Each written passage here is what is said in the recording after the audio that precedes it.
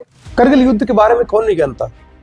किस तरह से हमारे देश की बहादुर सेना ने पाकिस्तानी सेना जो लगभग 17,000, 18,000, 19,000 जैसी ऊंचाई पर बैठकर मजबूत स्थिति में बैठकर heavy motor gun, light motor gun, LMG, HMG rocket launcher, mortar के सहारे मजबूत स्थिति में थी। दूसरी ओर हमारी सेना नीचे से चढ़कर ऊपर पहुंचती, ऊपर के विपरीत मौसम यानी -25 से 30 डिग्री का हड्डी गलाने वाला बर्फ, उससे लड़ती। उसके बाद पाकिस्तानी सेना का मुकाबला करती। लेकिन हमारे देश की सेना पूरी दुनिया में सिर्फ इसीलिए जानी जाती है कि इसका जो अद्भुत शौर्य है, अद्वितीय पराक्रम है। उसके आगे कोई भी चुनौती हो, कोई भी बाधा हो, सबको हारना पड़ता है। हमारे देश की सेना असंभव को संभव कर देती है, मुश्किल को आसान कर देती है। इसी के सहारे हमारे देश की सेना ने कारगिल जैसा अति दुर्गम युद्ध उसको चंद हफ्तों की लड़ाई के बाद फतेह किया। पाकिस्तानी सेना को उसके घर में घुसकर मारा, हमारे देश के लिए आज़ादी दिला दी।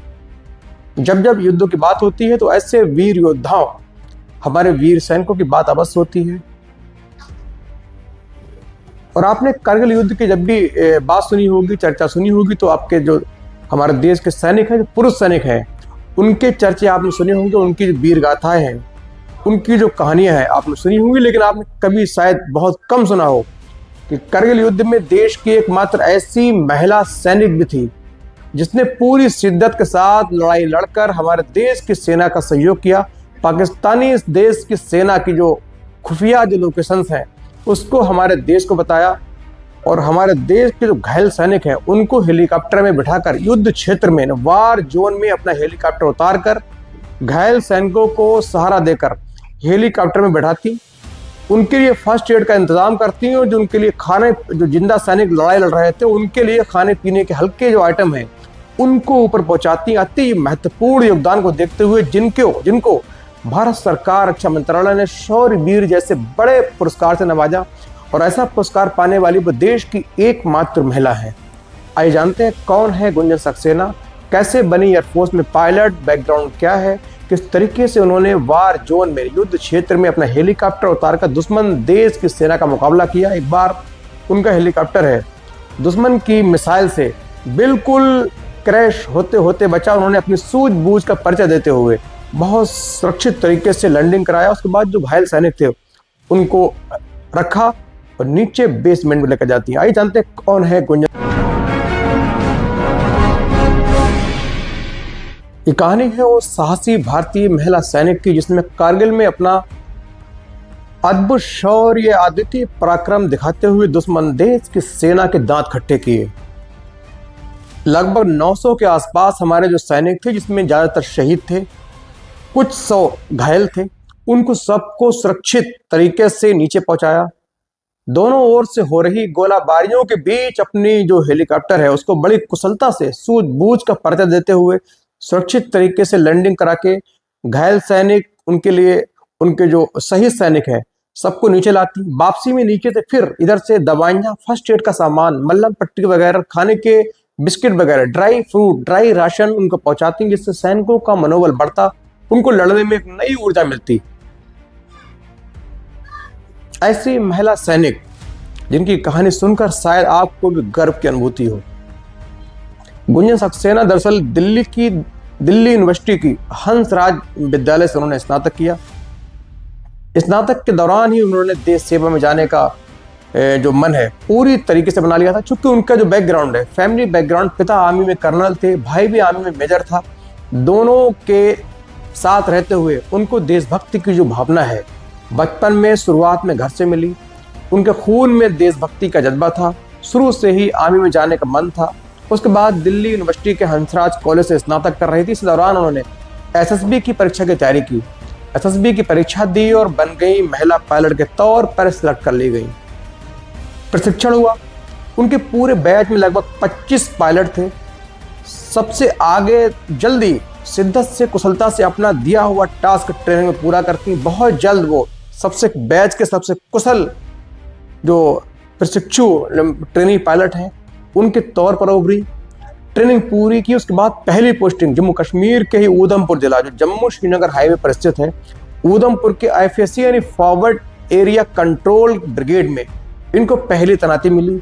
वहां रहकर पूरी शिद्दत से देशभक्ति के जज्बे के साथ देश की सेवा कर रही थी, अपनी ड्यूटी को, इनको जो फर्ज है उनको अंजाम दे रही थी।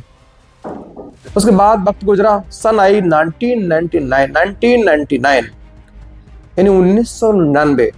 देश में लड़ाई का, करगिल युद्ध का बिगुल बज चुका था, बजा। पूरे देश में सेना के प्रति प्रेम बढ़ा, देश की सेना अलर्ट हुई।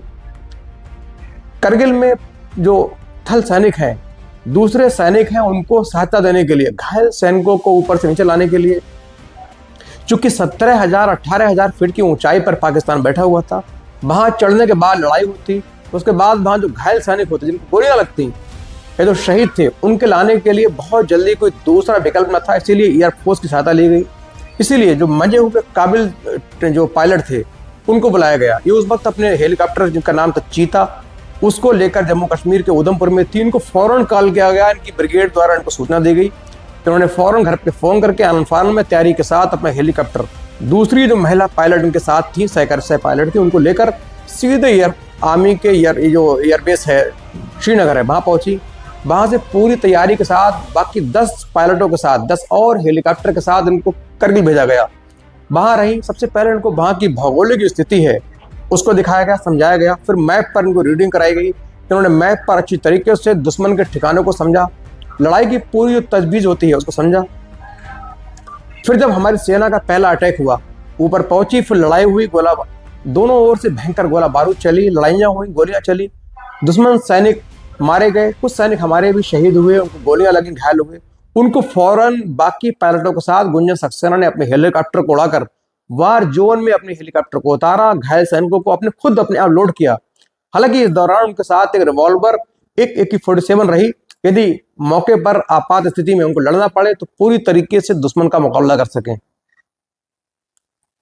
इन्होंने अपने हेलीकॉप्टर को उतारा, दुश्मन देश के सैनिक अपने इंडियन सैनिक के बीच जो वार जोन है वहां रुकी, वहां अपने सैनिकों को रखा, जो घायल थे उनका फर्स्ट एड भी किया, अपने हेलीकॉप्टर में डाला, सीधे नीचे एयरबेस लेकर आई, जहां उनको ट्रीटमेंट दिया गया। सैनिक अच्छे हुए, जो शहीद सैनिक थे उनके शवों को सैनिक सम्मान के साथ उनके घर भेज दिया गया। लगातार अपने फर्ज को अंजाम दे रही थी। लड़ाइयों के बीच गोलीबारी, भयंकर गोलीबारी, सिर्फ गोलियों की आवाज, धुआं ही धुआं, खतरनाक चोटियां, उनके बीच अपने हेलीकॉप्टर को बड़ी कुशलता से उड़ाती। दुश्मन देश चूंकि उनके हेलीकॉप्टर को पूरी तरीके से देख रहा था, वाच कर रहा था। चूंकि लड़ाई के दौरान दोनों देश की सेनाएं बहुत नजदीक होती हैं, मुश्किल से 100 या 150 मीटर का फर्क होता है। आखिरी लड़ाई में सिर्फ मात्र 2-4 गज का फर्क होता है। इस गैप के बीच भी अपने हेलीकॉप्टर को उड़ा रही थी, अपनी निडरता के आगे, अपने जज्बे, अपने देशभक्त की भावना के आगे सुरक्षित तरीके से प्राण हथेली पर रखकर जो घायल सैनिक हैं, जो उस वक्त मदद की राह देख रहे थे। चूंकि लड़ाई के दौरान जो सैनिक थे वो लड़ रहे थे, घायल की ओर किसी का ध्यान न था, इसीलिए अपने घायल सैनिकों को हवाई जहाज से दूरबीन से देखती, हेलीकॉप्टर से दूरबीन से देखती, उनको रेस्क्यू करती, लाकर नीचे छोड़ती। एक बार जब वो अपने सैनिकों को ला रही थी, जब वार जोन में उनका हेलीकॉप्टर पहुंचा, वैसे ही पाकिस्तान देश की सेना ने उनके हेलीकॉप्टर को देखा और फौरन उनकी ओर निशाना लेकर एक मिसाइल दाग दी। मिसाइल की अपनी ओर आता देखकर गुंजन सक्सेना को एक बार लगा कि शायद ये उनका आखिरी वक्त है, उनको देश के लिए अब शहीद होना पड़ेगा, इस बार उनका जो प्लेन है क्रैश होना निश्चित है। लेकिन उन्होंने कहा, भारत देश की जो सैनिक हैं उनका जज्बा आला दर्जे का था, उन्होंने कहा ठीक है देखेंगे। उन्होंने अपने हेलीकॉप्टर को बहुत जल्दी पोजीशन चेंज की, लेकिन इतनी देर में जो मिसाइल है बिल्कुल छू के पास से निकली और सामने जाके बड़ी पहाड़ी पर बड़े जोरदार धमाके के साथ फट गई। उन्होंने फौरन अपने सुरक्षित जो हेलीकॉप्टर है उसको सुरक्षित लैंड किया, जवानों को उसमें फिर लोड किया, रखा, फिर नीचे लेकर आई। इस दौरान लगभग 900 सैनिकों को उन्होंने रेस्क्यू किया। अपनी बहादुरी, अद्वितीय शौर्य, अद्भुत पराक्रम के आगे पूरी भारतीय सेना का आंख का तारा बन गई। कुछ चंद हफ्तों की लड़ाई के बाद हमारे देश की सेना ने गुंजन सक्सेना जैसी तमाम दूसरे सैनिक की बदौलत पाकिस्तान के छक्के छुड़ाए, उसको हरा दिया। उसके बाद जो भारत देश का रक्षा मंत्रालय है उसने गुंजन सक्सेना की अद्भुत पराक्रम, अद्वितीय शौर्य, जज्बे को सैल्यूट किया। उनको उस देश का बड़ा पुरस्कार शौर्य वीर चक्र देने की घोषणा की। शौर्य वीर पाने वाली वो देश की इकलौती महिला पायलट है। क्योंकि उस वक्त महिलाओं को स्थायी तौर पर कमीशन नहीं था, 5 से 7 साल की अवधि तक सेवा देनी होती थी। उनकी अवधि 2004 में समाप्त हुई। 2004 में वो सेवानिवृत्ति हुई और आज आराम से अपने घर का काम देख रही हैं, क्योंकि उनके पति भी एयरफोर्स में ही पायलट हैं, उनकी एक बेटी भी है। आज गुंजन सक्सेना बड़े फख्र के साथ अपनी पूरी करगिल की दास्तां है वो सुनाती हैं। और इनके तौर पर हमारा देश का जब तक इतिहास चलेगा तब तक ऐसी जो वीर नारियां हैं उनके नाम की हमेशा चर्चा होगी। और गुंजन सक्सेना को हमारा सैल्यूट।